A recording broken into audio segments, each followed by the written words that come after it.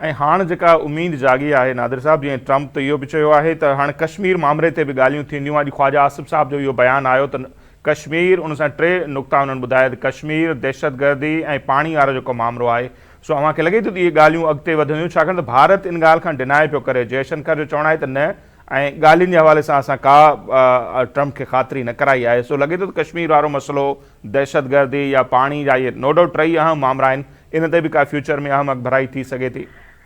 ॾिसो, इहे 3 अहम नुक़्ता आहिनि ऐं अॼु बि जेका ख्वाजा आसिफ जे तरफ़ां तहफ़ुज़ सां ॻाल्हि ॿोल कई वई आहे पार्लियामेंट हाउस में, उन्हनि में जॾहिं उन्हनि खां इहो सुवाल कयो वियो त हाणे जेके ही DG एमओस जूं ॻाल्हियूं थियनि थियूं ऐं अॻिते छा ॻाल्हि ॿोल थींदी, कहिड़नि नुक़्तनि ते ॻाल्हियूं थींदियूं, त हुननि जी इहा तजवीज़ हुई त हुननि जे मुताबिक़ हू सम्झनि था त भारत सां दहशतगर्दी जे ख़ात्मे जे हवाले सां, सिंध तास मुआहिदे जे हवाले सां ऐं मसइला कश्मीर जे हवाले सां ॻाल्हि ॿोल थियणु घुरिजे। दहशतगर्दी जे हवाले सां पाकिस्तान वटि सबूत आहिनि, उहो कलभूषण यादव हुजे, जाफ़र एक्सप्रेस हुजे या ॿिया भारत जे तरफ़ां दहशतगर्दी जा वाक़ियात पाकिस्तान में जनम दिन वरितो आहे, उहे तमामु सबूत पाकिस्तान जेको आहे उहो पहिरियां बि साम्हूं रखी चुको आहे। पाणी जे मसइले जे हवाले सां पाकिस्तान जी पोज़ीशन तव्हांखे यादि हूंदो त जंहिं ॾींहं ते भारत फ़ैसिलो कयो हो, उन ई ॾींहं ते पाकिस्तान इहो वाज़े कयो हो त जेकॾहिं सिंध तास मुआहिदे खे ख़तमु थो कयो वञे त पाकिस्तान भारत जे इन फ़ैसिले खे ऐलान जंग तस्वुर कंदो ऐं सम्झियो वेंदो। सो उन ते बि पाकिस्तान वाज़े आहे। ऐं टियों जेको नुक़्तो आहे कश्मीर जे हवाले सां, नो डाउट डे 1 खां पाकिस्तान जो मौक़िफ़ रहियो आहे त UN जी जेके करारदाद आहे उन ते अमल दरामद थियणु घुरिजे। हिन वक़्तु दहशतगर्दी जे हवाले सां या सिंध तास मुआहिदे जे हवाले सां मुंहिंजो ख़्यालु आहे त ॻाल्हि ॿोल त थी सघे थी, ऐं जेके माहिरीन आहिनि उन्हनि जे मुताबिक़ त हिन वक़्तु भारत वटि को अहिड़ो निज़ाम कोन्हे जो हू पाणी खे पहाड़नि में रोके सघे। इहो त हाणे ज़ाहिर आहे बहितर त माहिरीन ई सम्झी सघनि था, पर जेकॾहिं असीं कश्मीर जे मसइले जे हवाले सां ॻाल्हि कयूं त भारत जो मसइले कश्मीर ते डे 1 खां इहो मौक़िफ़ रहियो आहे त हू कंहिं बि 3 मुल्क जी सालसी खे क़बूल न कंदा। ऐं हिन वक़्तु बि इहो मुश्किल लॻे थो त भारत मसइले कश्मीर ते को पाकिस्तान सां ॻाल्हियूं करे। ऐं तव्हांखे यादि हूंदो त 5 अगस्त वारे फ़ैसिले खां पोइ हाणे त भारत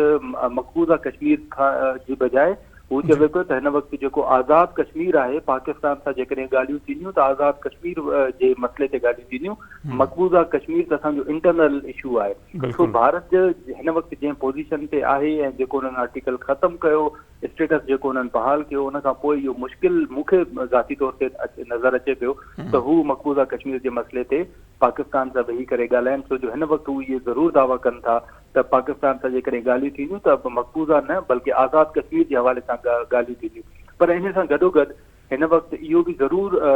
असां ॾिसूं पिया त अमेरिका ख़ुदि कश्मीर जे हवाले सां अमरीकी सदर जे तरफ़ां जेको ट्वीट कयो वियो उन में ज़िक्र कयो वियो आहे, पाकिस्तान ज़िक्र न कयो। ऐं न ई इन हवाले सां असीं त सिर्फ़ु जेको पहलगाम वाक़ियो हुयो ऐं इन सां गॾोगॾु सिंध तास मुआहिदो हुयो उन ते ई असांजो फोकस हुयो। पर हिन वक़्तु इन सूरत हाल जे दौरान जेकॾहिं अमरीकी सदर ट्रम्प जे तरफ़ां कश्मीर जे मसइले जो ज़िक्र कयो वियो आहे त इहा हिकिड़ी अहम पेशरफ़ ज़रूरु आहे। ऐं उम्मीद ज़रूरु इहा रखी सघिजे थी त जेकॾहिं अमेरिका सालसी करे थो त शायदि भारत जेको आहे हिन वक़्तु या हिन दफ़े जेको आहे उहो लचक ॾेखारे। पर उनजी जेका हिस्ट्री रही आहे त भारत मसइले कश्मीर ते शायदि हमेशह सियासत कंदो रहियो आहे, उहो हिन ते लचक न ॾेखारे। बिल्कुलु। ऐं असीं ॾिसूं था जीअं पाण जो त ख़ुशूसी जेका स्टेटस हो कश्मीर जो ख़तमु थियण खां पोइ ॼण त उहो दॿिजी वियो हो भारत में, त उन ते डिस्कशन बि कान पई थी। पर हिन जंग इहो बि ज़रूरु कयो आहे जो हाणे कश्मीर वारो मामिलो बि सरे फ़हरिस्त अची वियो आहे। सही था फरमायो हुआ। हाणे जेकॾहिं अचूं DG एमओस विच में जेको अॼु हॉटलाइन ते राब्तो थियो आहे ऐं इतफ़ाक़ इहो ई थियो आहे त जंग बंदी जेका आहे उहा बरक़रार रहंदी। सो अव्हांखे बि लॻे पियो त हाणे सूरत हाल नॉर्मल थी चुकी आहे, उनखे असीं इत्मिनान जोॻो करार ॾियूं या जंग बंदी रहंदी, या जेका सूरत हाल आहे ॿिन्ही मुल्कनि जे विच में सो कहिड़े बि वक़्तु कुझु बि थी सघे थो, वरी का सूरत हाल ख़राबी ॾांहुं बि वधी सघे थी। ॾिसो, जेका भारत जे अंदरि उन्हनि जे तरफ़ां प्रेस कॉन्फ्रेंस कई वई आहे, उन्हनि जे जेका आर्मी नेवी ऐं एयरफोर्स जे तरफ़ां, उन्हनि खे अगरि जेकॾहिं हिते पाकिस्तान में असीं ॾिठोसीं उन्हनि पंहिंजो मौक़िफ़ रखियो, पर जेका भारत में तव्हां प्रेस कॉन्फ्रेंस जेकॾहिं तव्हांजी यकीनन नज़र मां गुज़री हूंदी त उन्हनि इहो वाज़े कयो आहे त मतिलबु हिकिड़ो थ्रेट त हुननि ज़रूरु कयो आहे, हुननि पंहिंजी नाकामी बि तस्लीम कई आहे ऐं हुननि इहो चयो आहे त जेकॾहिं ॿिए दफ़े नेक्स्ट टाइम जेकॾहिं कॾहिं बि पाकिस्तान सां जंग थी त उहा अहिड़े तरीक़े सां न थींदी जीअं हींअर थी आहे। त हिकु त हुननि पंहिंजी शिकस्त तस्लीम कई आहे ऐं ॿियो इन बयान मां इहो वाज़े तौर ते सम्झी सघिजे थो त भारत हिन वक़्तु सीज़ फायर ते क़ाइमु आहे ऐं हिन वक़्तु शायदि इन जंग खे अॻिते न वधाए सघिजे। ऐं कुझु देरि पहिरीं बि अमी ॾिठो त अमरीकी सदर जेका गुफ़्तगू कई आहे उन्हनि में उन्हनि इहो वाज़े कयो आहे त ॿिन्ही मुल्कनि जेको इतफ़ाक़ कयो आहे सीज़ फायर जे हवाले सां, ऐं ख़ुदि भारत बि चवे थो त ठीकु आहे जेको थियो सो थियो,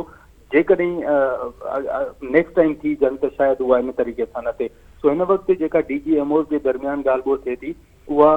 न सिर्फ़ु सीज़ फायर जे हवाले सां बल्कि मुंहिंजो ख़्यालु आहे त जीअं बाक़ी ज़िक्र कश्मीर जो अमरीकी सदर जे तरफ़ां कयो वियो आहे, उन्हनि ॻाल्हियुनि खे कहिड़े तरीक़े सां अॻिते वधाइणो आहे, कहिड़ी न्यूट्रल जॻह ते मिलणो आहे, कॾहिं मिलणो आहे, उन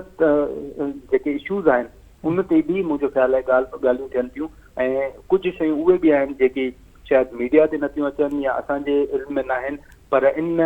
DGMOs अमरीकी मुदाख़लत खां पोइ मसइला कश्मीर समेत सिंध ताक मुआहिदो ऐं ॿिया बि इशूज़ आहिनि जिन ते पाकिस्तान ॻाल्हाइणु वञे पियो, ऐं उहो